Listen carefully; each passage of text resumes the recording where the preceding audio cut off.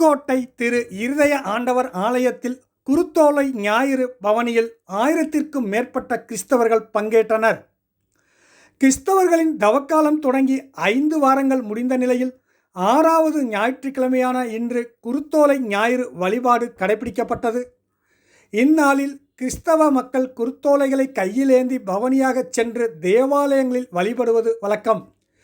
Jerusalem நகரில் கோவேறு கழுதையில் பவனியாக வந்த இயேசு கிறிஸ்துவை அங்கிருந்த மக்கள் குருத்தோலைகளுடன் வரவேற்று தாவீதின் குமரனுக்கு ஓசோன்னா என்று முழங்கியதை நினைவு கூறும் வகையில் இந்த குருத்தோலை ஞாயிறு கடைபிடிக்கப்படுகிறது.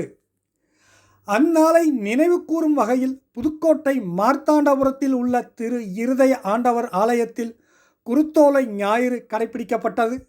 குருத்தோலையை கையில் ஏந்தியபடி நகரின் முக்கிய பகுதிகள் வழியாக ஓசோன்னா கீதங்களை பாடியபடி கிறிஸ்தவ மக்கள் பவனியாக வந்தனர். இதில் 1000க்கும் மேற்பட்ட கிறிஸ்தவர்கள் பங்கேற்றனர். இதனை முன்னிட்டு தேவாலயத்தில் பேராசிரியர் அன்புராஜ் தலைமையில் சிறப்பு திருப்பலி நடைபெற்றது.